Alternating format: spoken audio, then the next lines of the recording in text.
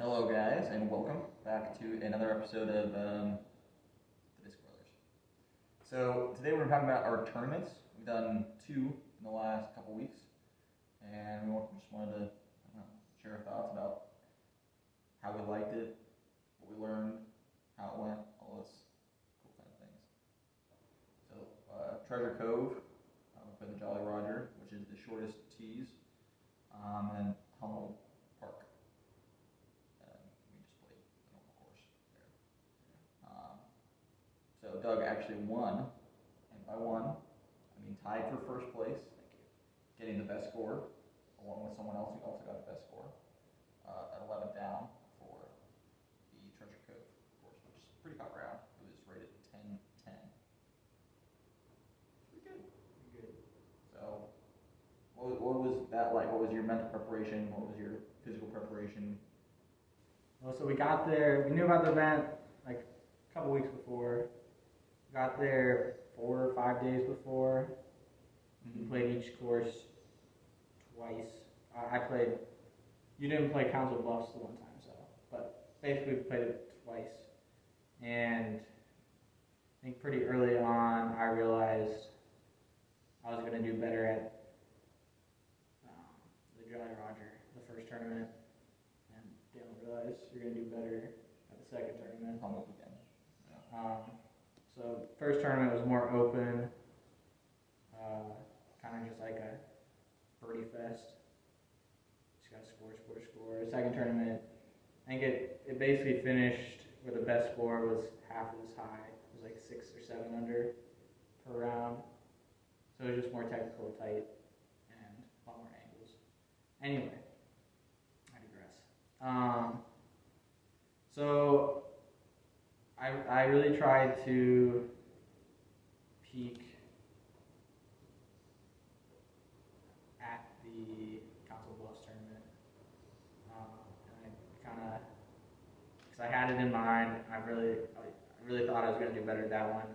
So the days leading up, my form just kind of came together, and the day before I had a really good round there. I think I was 7 down through 9. It felt really good. My putt felt good, and then the back half wasn't as good. So it gave me a lot of confidence the next day for the tournament. I ended up matching hole for hole the front 9, the front 10. So I was 7 down through 10. But then back half went a lot better. Is 11 the one under the bridge? 9, 10. No, that's 12. That's 12. So then 11 is the one. I guess that one I did the same too. Part that one. Okay. And then I had a really big putt. Big putt on 12 that kind of started my round back up because I was in a wall, and so that really got me going. And then another big putt the next hole to save par. It was like I got super lucky because I ran a basket down a hole, on a down slope, overshot it, and then and there's a road. It was probably a foot or two from it. So I got super lucky there, and then made the comebacker. So that gave me a lot, 25, 30 footer. something like that, yeah. So that gave me a lot of momentum and finished pretty strong. So yeah, I tried to not think about a lot since my form was going well. Did a lot of meditation the night before and the morning of. Try to just take thought out of it and just focus on the shots. And it went really well. Sweet. Yeah. How do you go for you? For me, as you mentioned, since I'm more of a forehand specialist, I definitely do a lot better in those more wooded areas. So, especially because Hummel Park really has a lot of ups and downs. Maybe a little bit less than half of the holes are kind of pretty up and down. I'd say way more. There's only like 4 holes that are up and down. I guess I guess, really up and down. There's, or maybe it's thirds. Like, a third of them are pretty flat, a third of them are like kind of your typical, has a decent amount of elevation, and there's another third that's like, whoa. Like, either throwing straight down the hill Yeah. or straight up the hill. So I felt like that really played into my style. One of the things Doug said that kind of made a lot of sense to me is it's more of an approach course. Like, you're really throwing a lot of approach shots. There are a couple par fours. Scramble approaches. Scramble, yeah, exactly. You're kind of just throwing weird shots, making up as you go, which is definitely, I think, where I do the best. So because of that, I kind of had the opposite approach. I was trying to peak more around that event. So I took the Council Bluffs event a little bit. I definitely took it seriously, but I don't know. That's not what I was focusing on. I was focusing on getting through that tournament, playing well, kind of getting some of the jitters out of the way, working on putting, and kind of just getting into the groove of what it feels like to do a tournament. And that was pretty quick paced. There were just 3 of us on a card, us 2 and another guy who was really nice. And we kind of just sped through the course in like, I don't know, 45 minutes probably. What? No? Definitely not 45. I lied. Yeah, I mean, but it was non-stop. Okay. Probably 45 because it was rough. Okay. Well, pretty quickly. And I think I ended up shooting 2 over. So not great, but I think I was 1 down through like 12, which I think that's kind of how I tend to play, is I don't really make many mistakes, and I also don't get many birdies, which is definitely something I'm working on. Like, that's my biggest focus, is getting more birdies, and if I get more birdies, that's fine. Which brings me to Hummel Park. So we had the Treasure Cove event on a Friday evening, or Friday morning afternoon. I think we started at 10:30. Yeah. And then we had the Hummel again tournament the next day on Saturday, and we had to be there pretty early there for that. And so I don't know. It was definitely a little bit different than I expected. It was much more of a typical tournament style, I think, where the first one really felt like we were just playing around. Because it was a flex start, and It was a flex start, yeah. Is someone tee off every 15 minutes, and so people just played through. It was just quick. Yeah. And it didn't really feel like there were a ton of people there. I mean, there definitely were people there for the tournament, but I don't know, it just felt kind of laid back. But the other one definitely was more of a tournament vibe. There was a big meeting with everyone in the beginning, and then everyone went out to the holes, and we all started at the same time, and then we were behind a group of either 5 or 6 people, and so from the first hole, second hole, we were waiting probably 5+ minutes for each tee, and I've never played that way before, so I think it was strange, but I didn't start off too well. I think I ended up shooting 5 over the first round. I think Doug went 1 over the first round, and then the second round, I finished off the first round. We started on hole 5, I believe, and finished on hole 4. I birdied hole 4 with a really long putt. I think it was 50 feet or maybe a little bit more, which felt really good. It's like, I think it gave me some momentum coming in the next round. We started on hole 4.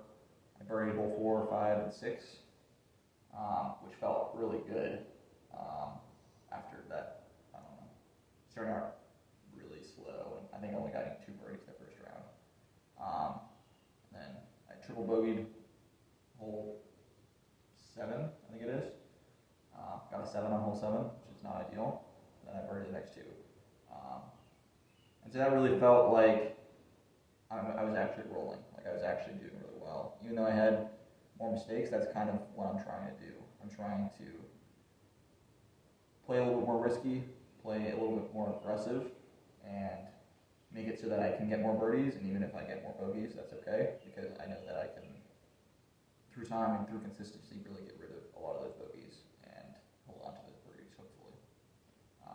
So I was really wanting to do well at this event. I felt like I could maybe cash, maybe get in the top whatever portion, but I was pretty happy with how it ended up. Certainly not what I wanted, but I was happy with how it turned out. It's happy a lot. Must be happy. You must be happy. What about you?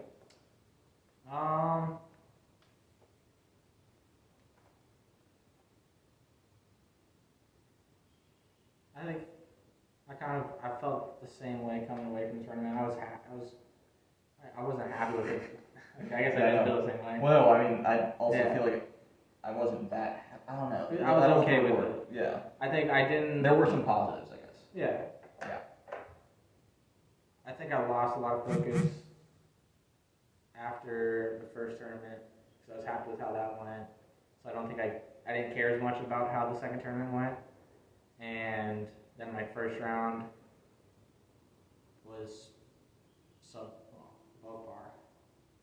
And so I knew didn't have a chance of winning, and I'd have to have a crazy round to cash, or not a crazy round, but really good round.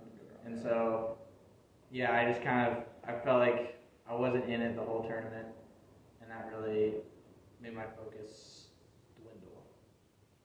But I had some good holes, some bad holes. Yeah, it was okay.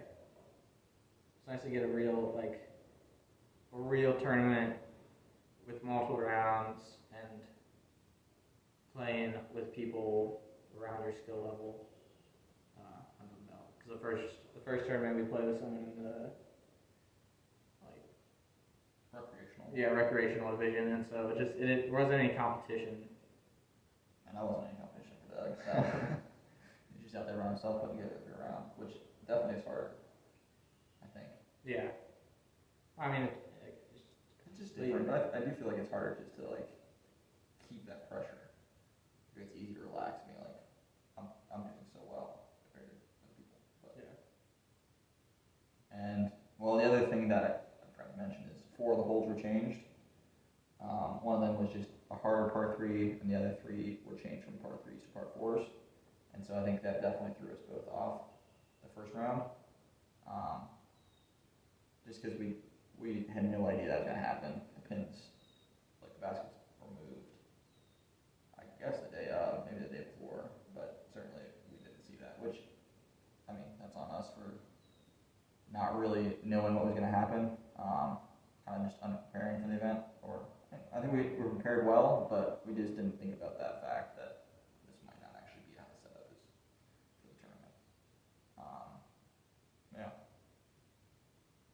So, for me, the last thing I think I'll probably want to talk about is takeaways, or kind of what I want to improve on. And I think for me, I realized that I can score really well with just a forehand. And I think for me, my focus is improving that, and even more than that is putting. I really need to get my putt to a good spot where I can just hit putts. Because I think my putt has become a lot more consistent, but it has a long ways to go. I feel like that's one of the biggest things one of Douglas's biggest strengths is putting. Is really phenomenal, and it's certainly not where you want it to be, but it's really good. Yeah, it's good. Yeah. So I think that's my biggest takeaway. That's what I need to do to really kind of be more competitive. Yeah. Do you have anything else to say? Oh. Not really. I guess takeaways is I thought mentally it went about as well as I could expect. But there's definitely a gap in my form from the first tournament to the second, I couldn't figure it out during the round, so just want to work on all my form, my backhand, my putt in, forehand. So, yeah. Well, that's it. That's our tournaments, how they went. Maybe tomorrow or the next day we're going to go over kind of how the trip has gone in general. Because right now, just to explain what's going on, we are at our parents' home in Illinois. I just got my appendix taken out 8 days ago. And so I'm not able to do anything for the next month. So we're kind of having to change plans a little bit, but it works out well because we're here. I'm just sitting in the house, like sitting out here putting, getting ready for the next phase. But yeah, we're gonna probably make a video about kind of how the first 2,000 miles or so of the trip have gone and see what that is. So expect that in the next couple of days.